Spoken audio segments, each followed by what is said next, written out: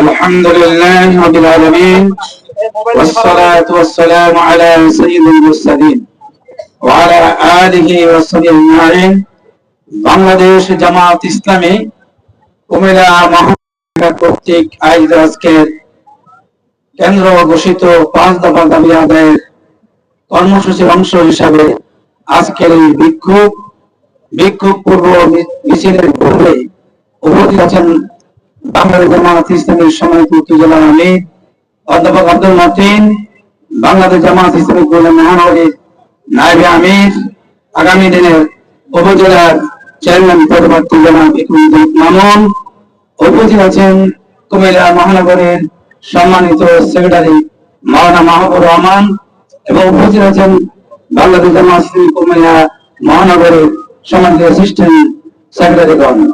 উপস্থিত আদর্শ সদর দক্ষিণ উপজেলা আমির মাওলানা মিজানুর রহমান, উপস্থিত সম্মানিত শিবিরের মহানগরের সেক্রেটারি বিশ্ববিদ্যালয়ের সভাপতি সহ নেতৃবৃন্দ, সম্মানিত সাংবাদিক বন্ধুগণ, উপস্থিত সম্মানিত কুমিল্লাবাসী, আসসালামু আলাইকুম ওয়া রাহমাতুল্লাহি ওয়া বারাকাতুহু।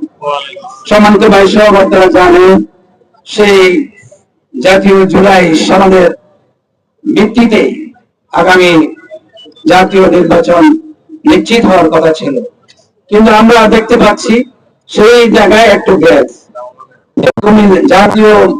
জুলাই জাতীয় সমাবেশের ভিত্তি ছাড়া এই দেশে কোনো নির্বাচন করতে দেওয়া হবে না। আমরা চাই জুলাই জাতীয় সনদের ভিত্তিতেই নির্বাচনের ব্যবস্থা তত্ত্বাবধায়ক সরকার করবেন। এরপর কথা হচ্ছে, আমরা আশা করি আগামী নির্বাচনে উভয় পক্ষে ফেয়ার পদ্ধতি চালু করতেই হবে।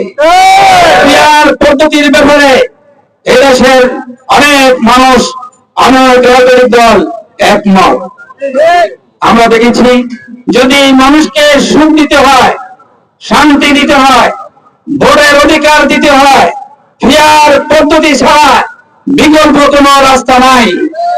আমাদের ভাই সব, আজকে আমরা পরিষ্কার ভাষায় জানিয়ে দিতে চাই, উভয় পক্ষে জাতীয় নির্বাচনে আগামীতে ফেব্রুয়ারিতে যে নির্বাচন অনুষ্ঠিত হবে সেই নির্বাচনে উভয় পক্ষে ফেয়ার পদ্ধতি চালু রাখতেই হবে।